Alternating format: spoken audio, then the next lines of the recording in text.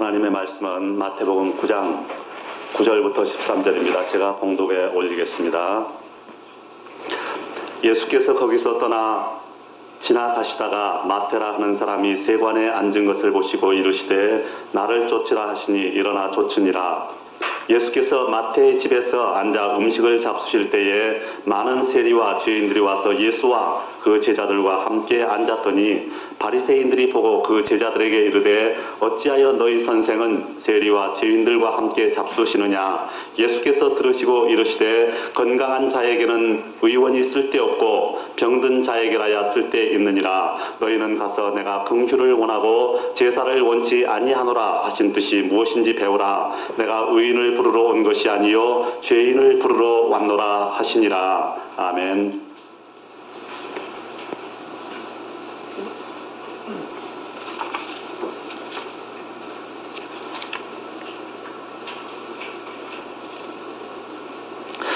오늘은 마태복음 9장 9절부터 13절을 중심으로 죄인을 부르러 오신 예수님, 그런 제목으로 하나님의 말씀을 대언하고자 합니다. 시간이 존재하기 전, 공간도 생겨나기 전에 영원세계에 하나님의 삼위일체가 존재하셨으니 그 이름이 여호와라고도 하고 엘로힘이라고도 했었습니다. 그 하나님이 태초에 천지를 창조하셨는데 여기서 태초라는 것은 시간이 시작되는 시점을 말하는 것입니다. 말하자면 시간이 시작되는 시점에 공간도 함께 창조하셨으니 이것이 천지요 우주인 것입니다. 하나님은 첫째 날에 빛을 지으시고 둘째 날에 궁창을 지으시고 셋째 날에 땅과 바다를 지으시고 넷째 날에 해와 달과 별들을 지으셨습니다. 그리고 다섯 번째 날에 공중의 새와 물속에 물고기들을 지으시고 여섯 번째 날에 육지 동물과 사람을 지으시고 마지막으로 일곱 번째 날에 하나님은 안식하셨습니다. 하나님은 이 아담이라는 사람을 지은 뒤에 에덴 동산을 창조하시고 거기에 하와를 창조하셔서 아담과 함께 살게 했었습니다. 그들에게는 행복과 만족과 영생이 보장되어 있었습니다. 그런데 이 아담과 하와, 이 인간이 하나님께서 금하신 선악과를 먹고 하나님의 명령을 어기고 범죄하고 말았었습니다. 그래서 그들은 이 벌거벗은 수치에 떨면서 나무 뒤에서 숨어서 있었습니다. 그런데 그곳에 하나님이 찾아오셨어요. 아담아, 내가 어디 있느냐? 하나님께서 부르십니다. 그러자 아담이 대답합니다. 내가 동산에서 하나님의 소리를 듣고 내가 벗었으므로 두려워하여 숨었나이다.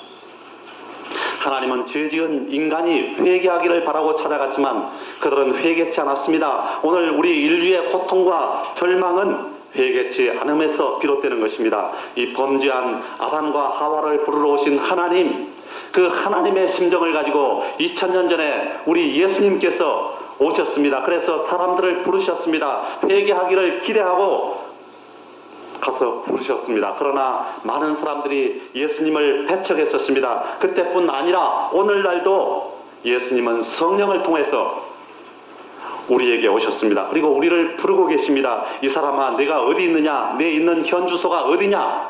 하고 묻고 계시는 것입니다.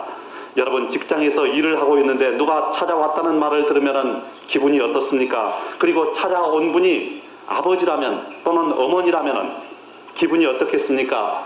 어머니, 아버지, 이 듣는 순간 가슴이 뭉클하지 않습니까? 세상 사람들은 늘 우리에게 좋은 소식만을 전해주지는 않습니다. 그러나 우리 예수님 우리에게 찾아오시는 것은 걱정이 아니라 즐거움을 주시기 위해서 오시는 것입니다. 나쁜 소식이 아니라 기쁜 소식을 주기 위해서 오시는 것입니다. 고통과 절망이 아니라 그곳에서 해방시키려고 오시는 것입니다. 죄와 저주가 아니라 죄의 자리에서, 저주의 자리에서 해방시키려고 주님은 우리에게 오시는 것입니다. 오늘 본문은 예수님께서 마태를 제자로 부르시는 장면을 기록한 부분입니다. 오늘 읽은 마태복음을 기록한 마태는 직업이 세리였었습니다. 요즘 말로 하면 세무서 직원이었습니다.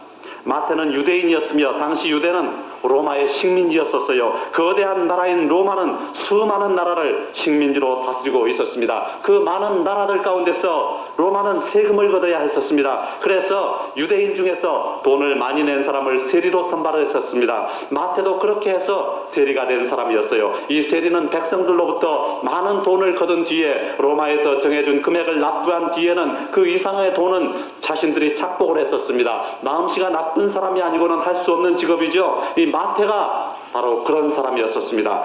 그는 사람들로부터 민족의 반역자라고 로마의 앞잡이라고 날마다 손가락질을 당했었습니다. 어린 아이들조차도 마태가 지나가면 나쁜 사람이 지나간다고 소곤거렸었습니다.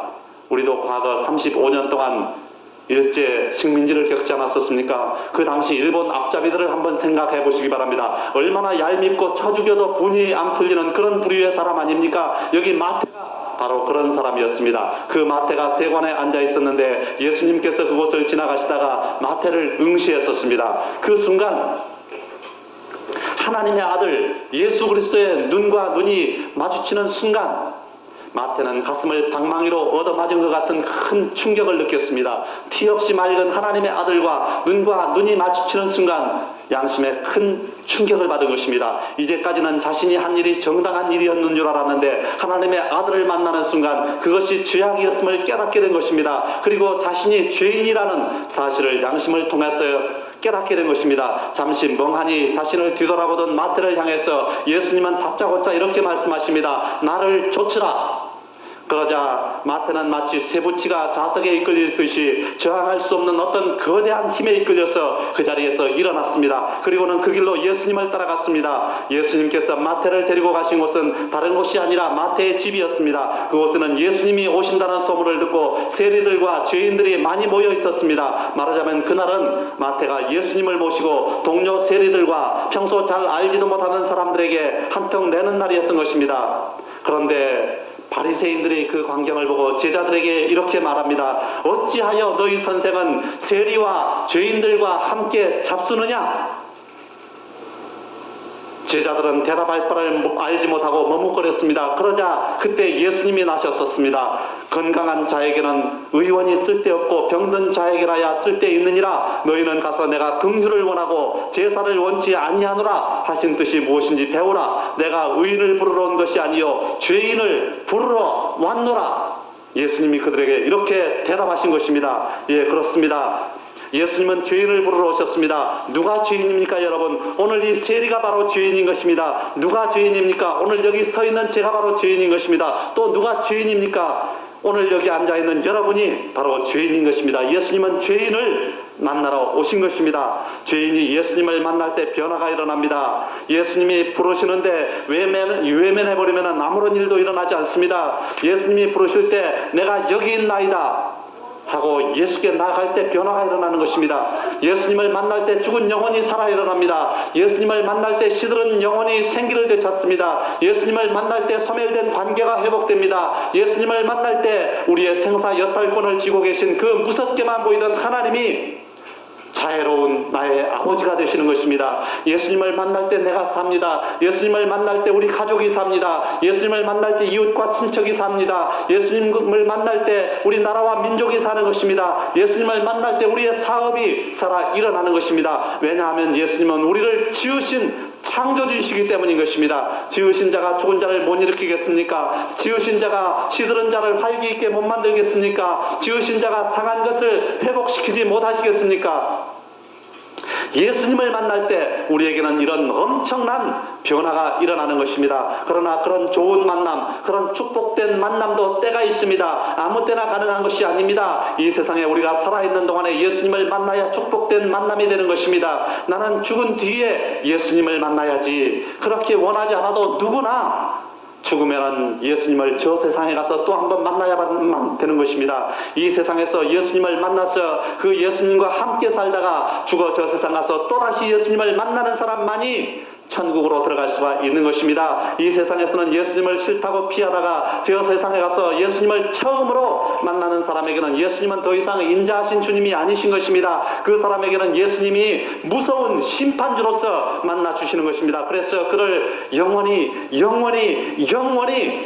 불타는 지옥으로 보내시는 것입니다. 이 세상에는 부정이 있고 부패가 있지만 한편에는 정의가 있고 신선함이 있습니다. 이 세상에는 죄악이 있고 죽음이 있지만 한편에는 용서가 있고 의로움이 있고 생명이 약동하는 것입니다. 또 이 세상에는 실패와 좌절이 있지만 한편에는 성공이 있고 또 보람도 있습니다. 그리고 이 세상에는 슬픔이 있지만 기쁨과 탄생의 즐거움도 함께 있는 것입니다. 그러나 지옥은 영원한 멸망, 영원한 좌절 그 자체인 것입니다. 소망도 없고 언젠가 그곳을 빠져나갈 기약도 없습니다. 모든 희망이 거부된 곳, 거기가 바로 지옥인 것입니다. 온 인류는 아담의 범죄 이후 죽으면 지옥 갈 운명을 타고 탄생했습니다. 이 멍에를 벗어버릴 길이 없었습니다. 방법도 없었습니다. 능력도 없었습니다. 그런데 하나님의 아들 예수께서 이 인류를 찾아오신 것입니다. 하나님의 아들이신 예수께서 사람의 몸을 입고 이 땅에 태어나셔서 33년 동안 이 땅에 살으시다가 온 인류의 죄를 그 몸에 짊어지고 십자가를 지고 죽으셨습니다. 이제 길이 있습니다. 이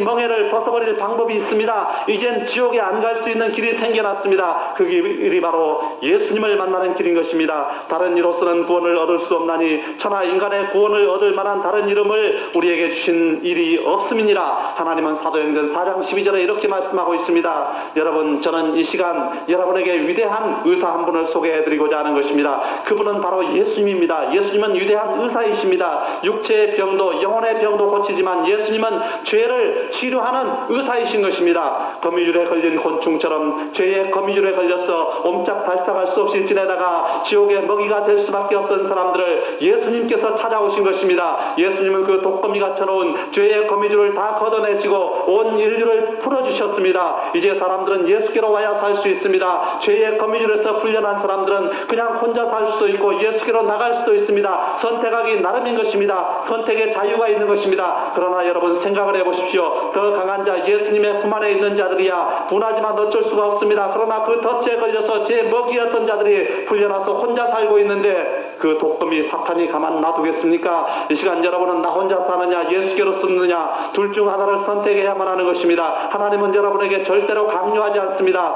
예수님을 나의 구주로 모시고 살다가 천국으로 가느냐 아니면 나 혼자 내 인생을 내 마음대로 살다가 지옥으로 가느냐, 그 선택은 자유인 것입니다. 그러나 오늘 선택이 여러분의 영원한 운명을 결정하는 것입니다. 예수님을 만나고 그 예수님을 믿고 그분을 여러분 마음속에 모시고 살다가 천국으로 가시겠습니까? 아니면 혼자 고통과 좌절 속에 살다가 사탄에게 도로잡혀서 결국은 지옥으로 빠져 들어가겠습니까? 예수님을 선택하는 여러분이 되시기를 주님의 이름으로 축원합니다. 예수님은 말씀했습니다. 수고하고 무거운 짐진 자들아 다 내게로 오라. 내가 너희를 쉬게 하리라. 이 세상의 기쁨과 행복은 일시적인 것이요 진정한 행복이라고 할 수가 없습니다. 그것이 여러분의 영원한 운명을 보장해 주지도 못하는 것입니다. 천국에 가는 길은 예수 안에만 있는 것입니다. 하나님께서 천국에 가는 길을 개방해 놓지 아니하시고 예수님 안에 숨겨 놓으셨습니다. 그러므로 예수님을 만나고 예수님 안에 들어오지 않는 한 이 세상에서 아무리 착한 일을 많이 해도 천국에는 결코 들어갈 수가 없는 것입니다. 천국은 오직 예수를 통해서 들어가는 나라인 것입니다. 우리 예수님이 바로 천국에 들어가는 유일한 출입문인 것입니다.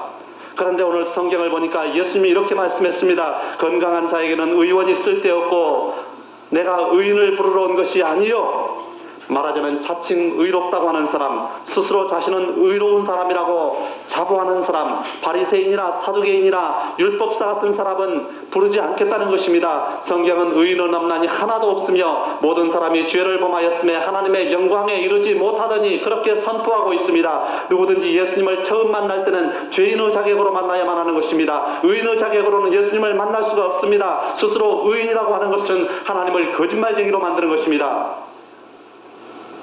만일 우리가 우리 죄를 자백하면 저는 미쁘시고 의로우사 우리 죄를 사하시며 모든 불의에서 우리를 깨끗게 하실 것이요 만일 우리가 범죄하지 아니하였다 하면 하나님을 거짓말하는 자로 만드는 것이니 하나님은 요한일서 1장 9절부터 10절에 이렇게 말씀하고 계신 것입니다.